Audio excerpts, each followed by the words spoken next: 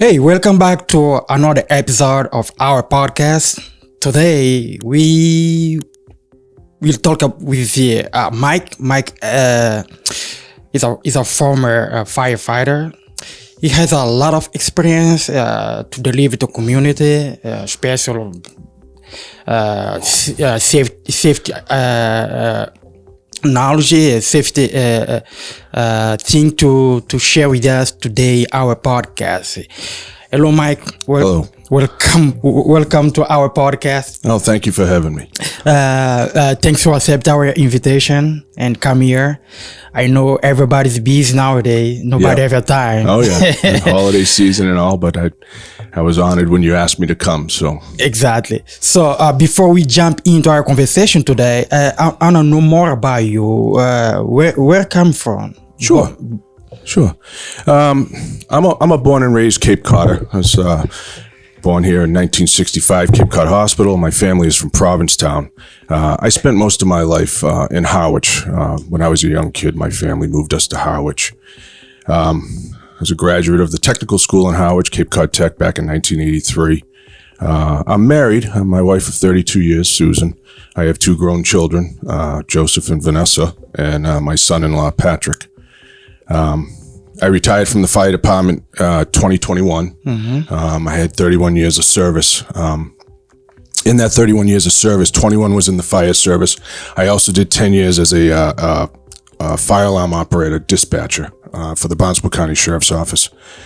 I'm a graduate of the Massachusetts Firefighting Academy. I also was a graduate of the Barnstable County Fire Academy. It's a long time ago, right? Yeah.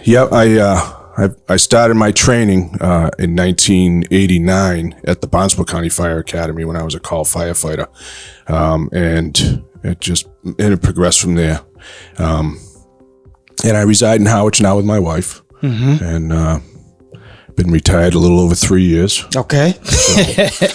So what about high school? You did high school here? I did, yeah. I was a graduate of the Cape Cod Tech over in Harwich, the culinary arts program. When I first got out of high school, I worked in some restaurants. I also did some landscaping, but I was kind of undecided what I wanted to do for a full-time career.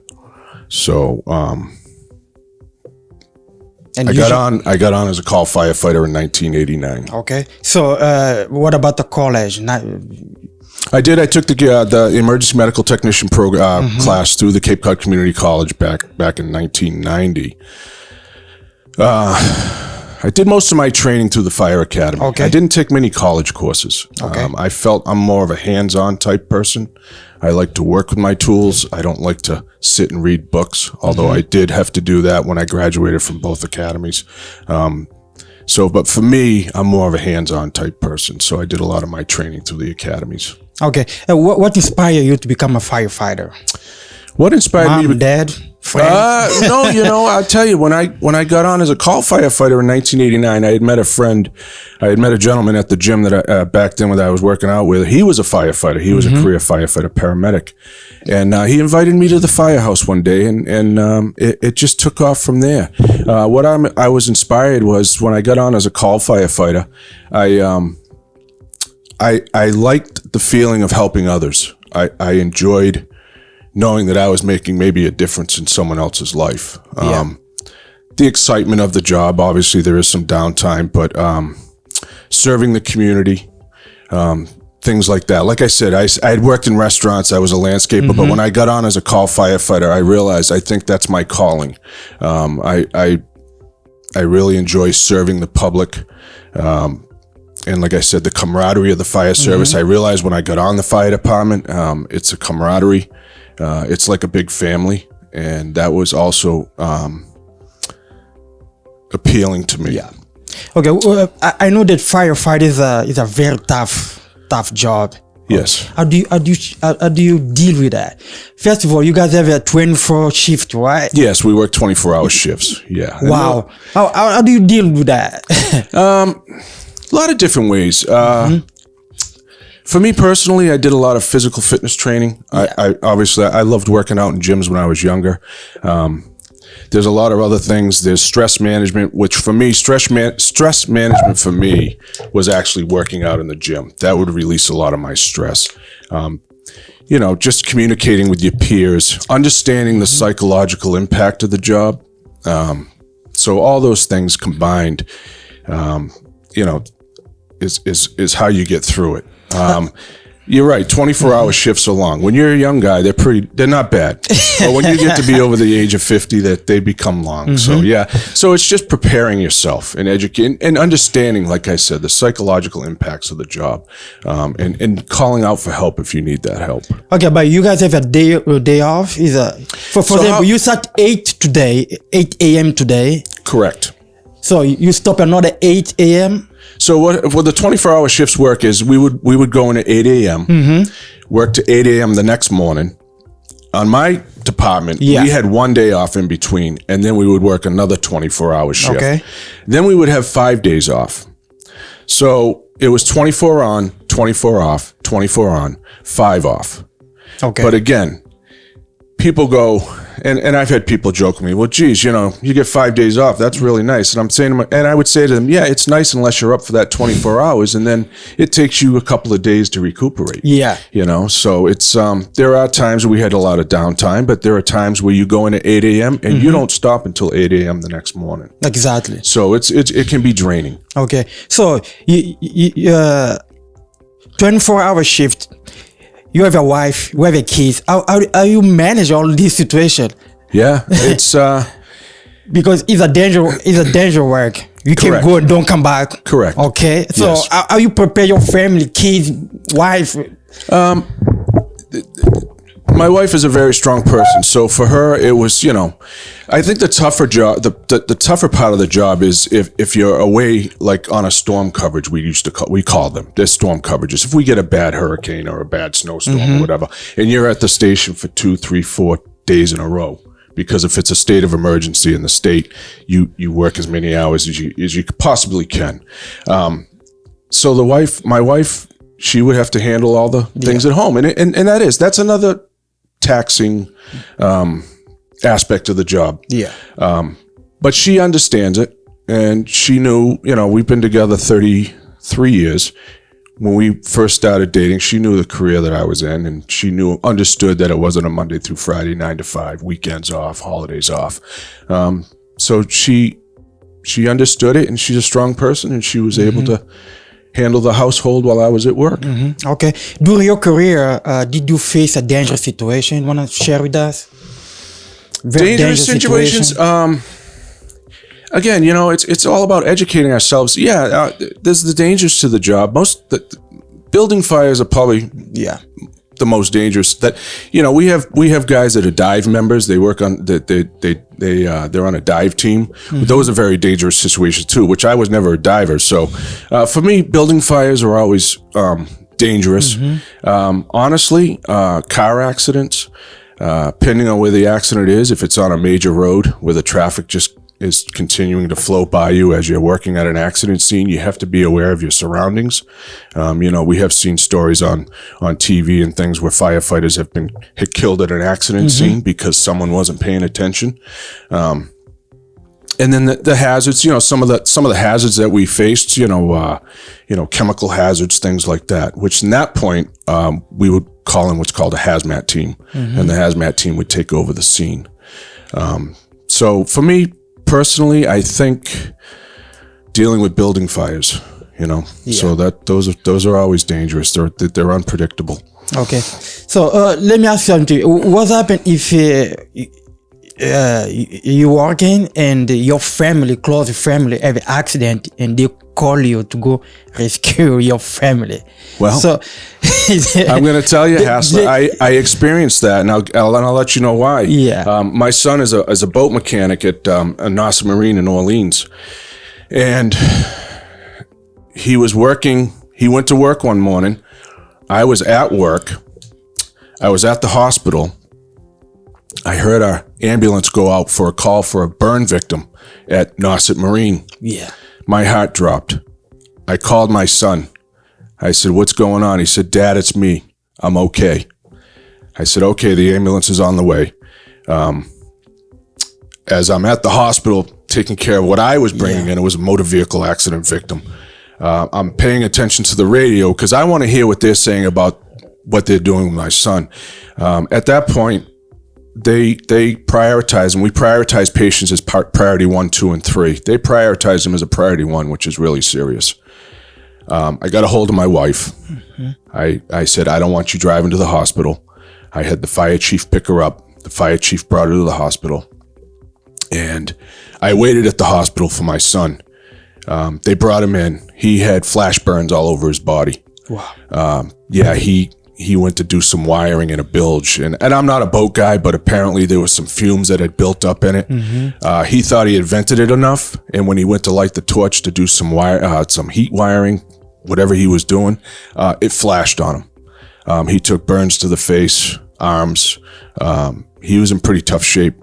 And they wanted to med flood him from the hospital. And unfortunately that day, the weather was not good. So they did a ground ambulance, and my brother firefighters from the department I work for, Orleans, they transported him up to Mass General, and he spent a few days in the burn unit. So for me, that was that was tough because I'm at the hospital on duty. I hear my guys at the station going to a call at the workplace of my son, and finding out it is my son and finding out the priority that he was, that was very tough. But we got through it. He recovered. He's back working. This was in 2019. Yeah. So, but it did happen, and it happens. You mean, you just you never hope it's going to happen to you, but it happened. So. Okay. So, did you involve in the rescue or? No, because was I involved in that rescue? Yeah. No, what happened was, like I said, I was already at the hospital. I was on another call. Okay. And I heard it on my radio, and I knew when I called my son, I first called him to say what happened, and when he told me it was him, that was tough. So I waited at the hospital for him. Okay. And my wife was brought up by the fire chief. Okay. So what kind of call that you guys receive from community, like rescue animal for old lady, something like that? This kind of call you guys it's funny because you really could write a book about some of the things we responded to over the years. Obviously we respond to emergencies, but we also respond to non-emergencies. The community I worked in was a very elderly community. I think it's one of the oldest communities in the state of Massachusetts. And we were there to, our job is not only as firefighter, EMT, paramedics, but we're also there to help the community. And we would help people call us for plumbing issues or an issue with the stove or, somebody who can't get out of bed, but wants their heat turned up. And I kid you not, those are things we used to go to. I mean, we wouldn't respond to them like it was an emergency, but we would go and assist the citizens of the town that I worked in, which fire departments all over the Cape do, and across this country, I'm sure. Okay, I think that I want to ask you about talk to you is about September 11. Yes. We know that a lot of firefighters, they lost their life trying to save another life. Okay. Yes. So, what's your concern about what? Obviously, September 11th was a bad day in this country.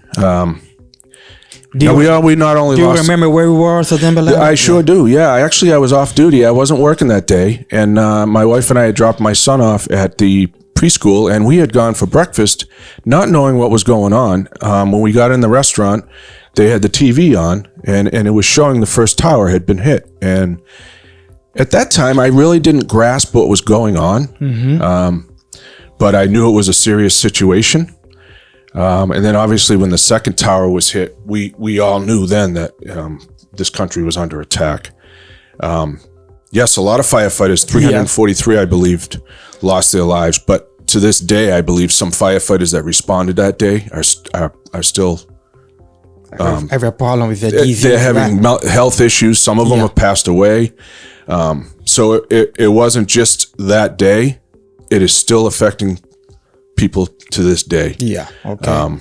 So what changed in firefighter community after September 11 in terms of protocol, in terms of service, what changed? Yeah. Something changed there? Yeah, I think one of the big issues on September 11th was communications. And when I say communications, I don't mean like you and I talking here right now. I think the big issue was the guys that were in the towers, the firefighters that were in the towers, were trying to call the command post, which is staged outside. And I think there was a lot of problem with radio communications. So I think over the years, our radio communications has improved probably 100%. A lot was learned that day. Obviously, we train anyways, but you try to train. You can never train. It's an unpredictable business. I'm sure the guys at FDNY didn't expect that to happen that day. Yeah. As a matter of fact, there's been some documentaries out there, and there's one of them where they show these guys. They were on a gas leak call when the first plane hit, and they all looked up, and they were shocked. Yeah. So, but our training is, obviously we train. We also try to know that we can also become a target of violence. We have to be aware of our surroundings. We have to understand the situations we're going into. But I think the big one out of that is the radio communications. I think everything has been improved over the years since that. New technologies. New technology. Yeah, computers. I mean, there's so much that's changed over the years since 9/11. Okay. Another thing is a firefighter community. They have been suffering with a lot of disease. Yeah. Cancer. Yeah. Mental health. Yeah. Okay. What's your concern about it? What's going on there? Is it because of job? As a firefighter, you're right. Cancer is a high case, a high risk. But when you're on the job, I guess I never really thought about it. There are programs out there. Yeah. There's wellness programs. There's fitness initiatives. There's health screenings. Educating ourselves on the hazards that we deal with. So I think with all that and peer support, we're better educated today than we probably were 40 years ago, 30, 40 years ago, of the hazards of the job. But as far as thinking about it, I never really thought about getting cancer. And obviously, you hate to see anybody get cancer, but obviously the percentage is much higher in the fire service because of the jobs that we do and the hazards that we're exposed to. Okay. So another thing is now we are in winter time. Yes. A lot of accidents have been happening in our community. If I smell gas inside my house, what should I do? What I have to do? Well, if you smell gas in your house, what you should do is go outside your residence. Stay at least a couple hundred feet away. Make a phone call, 911. You call 911, call the fire department, and what happens is we will respond to the house. Obviously, we would secure the gas at the meter and make the proper notifications to the gas company. What you don't want to do is stay inside your residence and call 911. You want to step outside. And like I said, give yourself a decent distance from your home and make that phone call.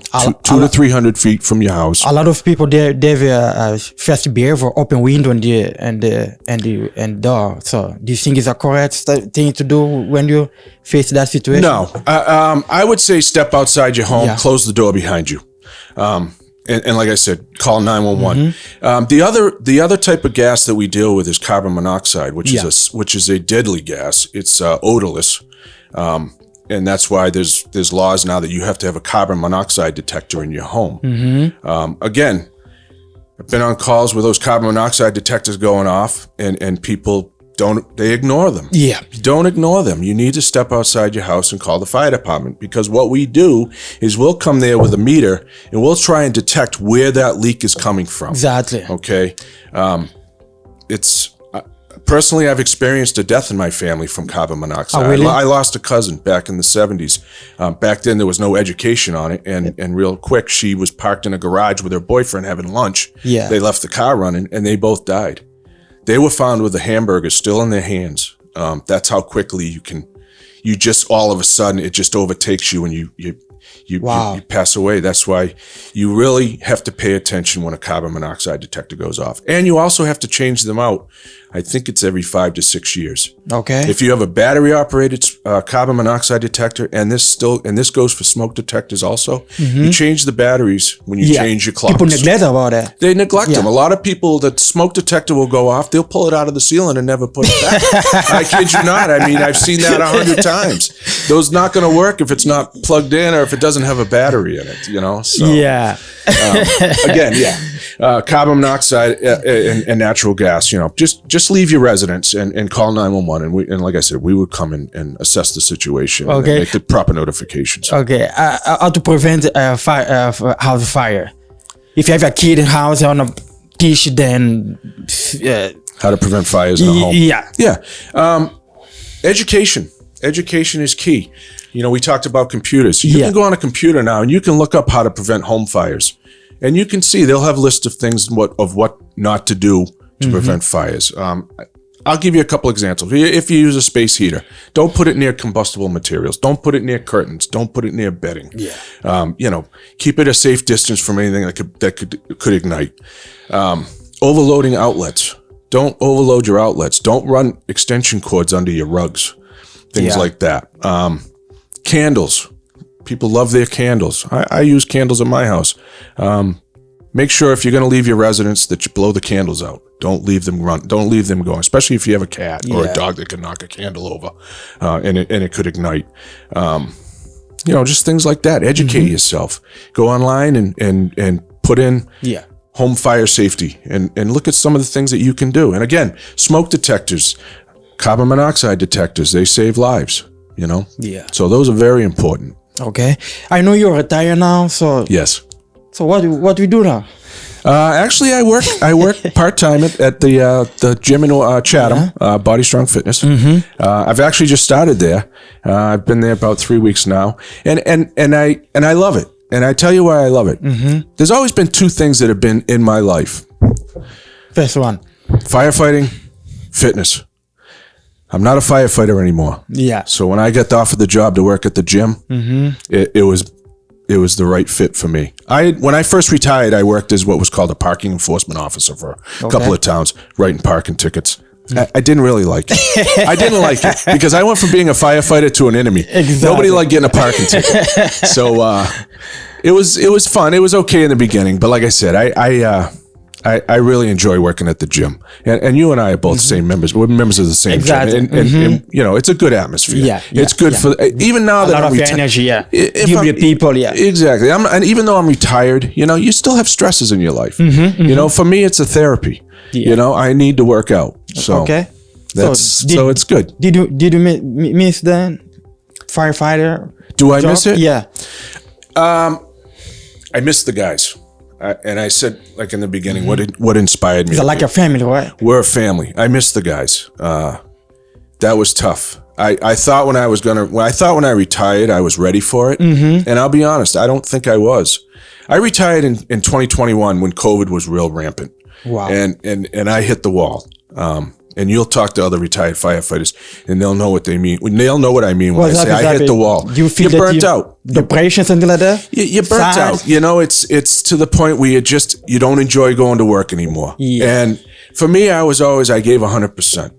And I felt like when COVID hit and I was just running ragged, as every firefighter and EMT paramedic here on the Cape was, I didn't feel like I was giving 100%. And I knew then that if I couldn't give 100%, then it was time for me to go, you know. But as far as the job, it's my brothers and sisters that I worked with. They're good people. Okay. You know? Oh, what did you learn there to help you be a Mike that I see now? What did I learn? Yeah. Lesson for life. Yeah. Well, I am who I am. And my wife has always said that, you know, some people may take you the wrong way, but I am who I am. You know, this is how I'm built. This is how I was brought up. You know, I was from a pretty strict family, you know. So I never I never tried to get involved in the extracurricular gossip and everything else that goes on in a firehouse. I always was my own person. If I had something to say, I said it. And I had guys that respected me for it, and I had guys that maybe didn't respect me for it. Okay. But at the end of the day, when I walked through that door to start my shift, those guys knew I had their back.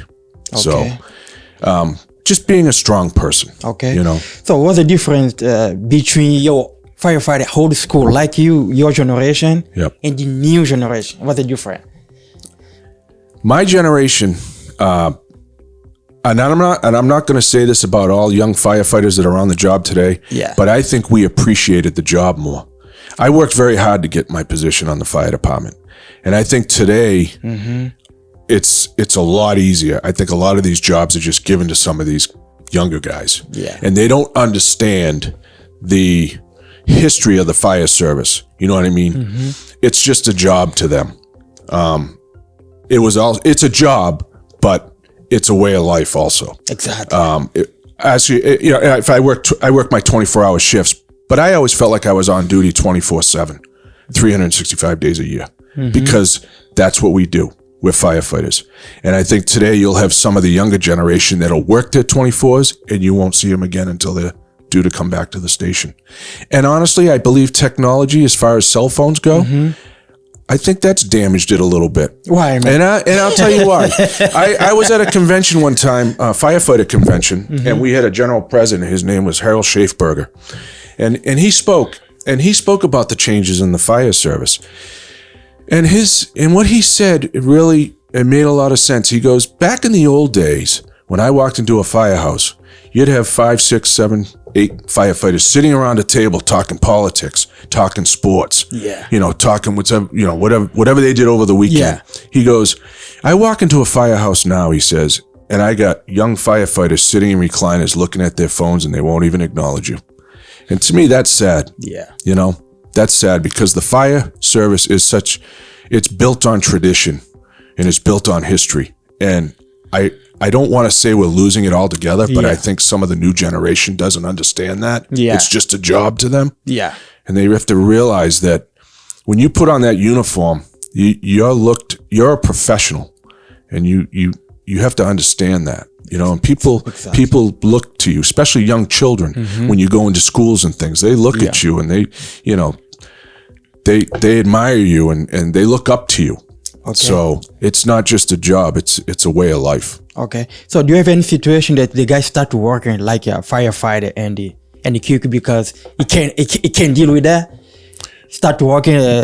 Young kids that have come on. Yeah, and told him firefighter is not for me, man. Oh yeah. There's definitely been situations. I know of a couple here on the Cape where the young guy will get on the job, or the young lady. There's a lot of female firefighters on the job. Yeah. Actually, the department that I was retired from, when I was there, we had one female, and I think they're up to 5. I think they're up to 4 or 5 females on the job now. So, which is good. But yeah, the job is not for everybody. Yeah. Again, it's a lot of, you have to understand what you're getting into. It's a tough job. You're going to see things that the general public doesn't see. Suicides, overdoses, traumatic calls, fatal fires. Yeah. In my career, I've been to 2 fatal fires. And, I never expected to see a fatal fire, but it happened. And, those things happen, and you have to prepare yourself. Okay. Like we talked about earlier, you have to understand and educate yourself and understand what you're getting involved in. Did you face any suicide case? Oh, yes. Yeah. And I think if I have to put it up there, I would say suicide was probably my number one challenging call.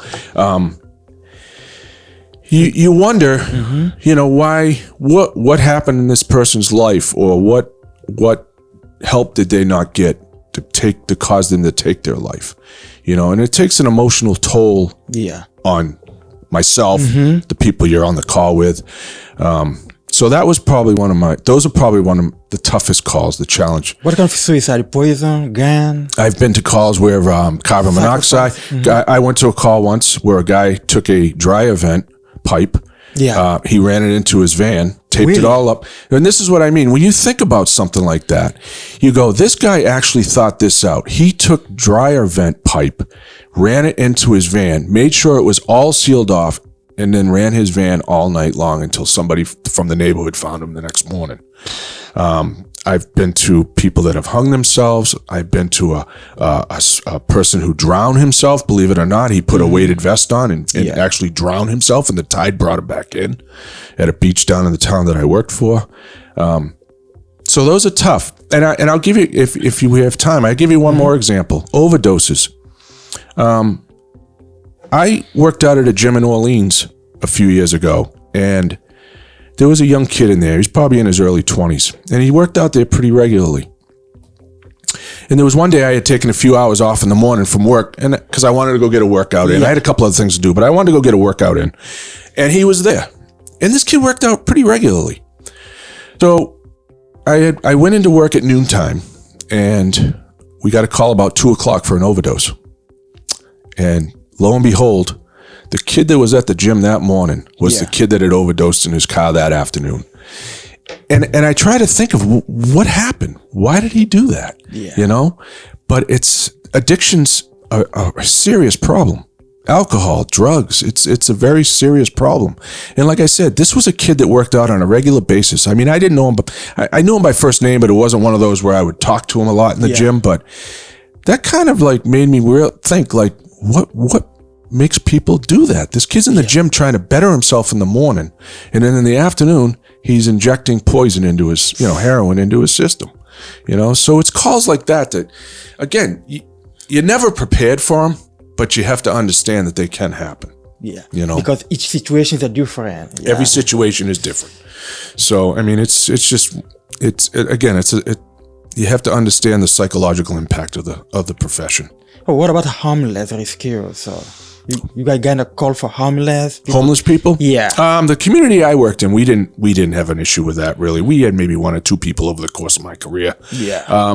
But I know it's a real serious problem here in the bigger towns, Hyannis, Yarmouth. A lot of other towns are dealing with it, and it seems to be getting worse. Yeah. It's a sad situation. I don't know if these people don't want help or if they just can't find help, but I can name maybe 2 people over the course of my career that we used to deal with on a regular basis that we'd find sleeping out in the woods or, so I never really experienced much of that problem as far as homeless calls. Okay. Suicide case is more between women or men? It was a mix. I went to a female that had committed suicide by hanging. And I had never known this statistic, but apparently females, that's rare for a female to commit suicide by hanging, but I had been to one. So it was a mix of male and female. Yeah.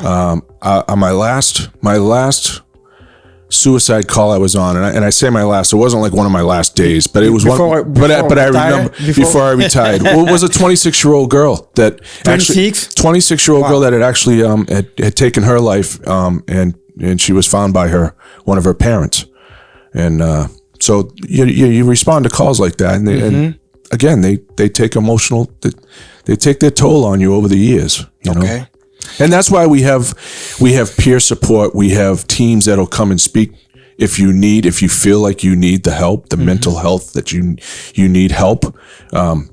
There's a lot of resources for us out there now. So that's a huge improvement in the fire service. Okay. Any situation that you face to rescue another firefighter? No, not that I can. No, not that I can think of. Can have a problem too. You can go rescue. Hey, I mean, that's the thing, especially with building fires. We have teams now. They're called RIT teams. They're rapid response teams. They wait outside of a fire. If a firefighter becomes injured inside the building, this team will go in and rescue that firefighter. Obviously, we always work as teams. So, but I've never been put in that situation. I've been in scenarios at the fire academy where you do a firefighter rescue. Whether you're bringing them out a window or whether you're dragging them out a door or whatever. But as far as real life, No, I've never had to experience, thankfully. Okay. Thankfully. Okay, as a firefighter, if you have any problem in your house, you call 911 or you solve your problem? Oh, you're funny. We're our own worst enemies when it comes to stuff like that. We're our own worst enemies. I'll tell you an incident that happened to me. 2019, we had that tornado that came through the Cape. I don't know were you here then? I don't remember. 2019? Okay. Yeah. Okay. We had a tornado that came through the Cape. By the time it got down to where I live in East Harwich, it had done some damage, but it was mostly tree damage. So I was off duty, and I was cutting some limbs out in the backyard with a chainsaw, cutting up some trees that had come down. Yeah. I made a wrong cut on one of the branches, and I guess they call it a widowmaker. I don't know. This is what the tree guys call them. They call it a widowmaker. I cut that branch wrong, and that thing whacked me in the head so hard that I needed 44 stitches. But what did I do? Yeah. I didn't call 911. I called my wife, who was working at the fire station in her town, and I said, I need an ambulance. I'm bleeding out. And so she tells the fire chief, who in turn gets an ambulance to come and respond. So we're our own worst enemies, Yeah. There's been times when my wife has had maybe a medical issue where I'll drive her to the hospital because she doesn't, for whatever reason, doesn't want to go in the ambulance. But obviously, if it's a serious situation, if it's any type of medical, it's a serious situation, or any type of fire issue or odor of gas, yeah, obviously, I'm going to call the fire department. Okay. But we're stubborn. We're stubborn people. Nice. Okay. Everybody will die one day. Okay. Unfortunately. Yes. When you die, how do you want to your community to remember you? Community, friend, family. I think I want the community to remember me as someone who helped people. Yeah. That I was there when in the times of need. Mm-hmm. I think the most important thing for me is that I was remembered as a good family man. Yeah. My family always comes first. So for me, that's number one. But obviously, people know I was a firefighter, and they know that I was there to help them in times of need, serving the community. Mm-hmm. But again, my family is most important, and just to know that I was a good family man. Okay. So Mike, thank you for this amazing interview. Well, thank you for having me. I appreciate it. I was glad I was able to come up here and meet with you and have a nice conversation. Thank you, man. All right. Thank you.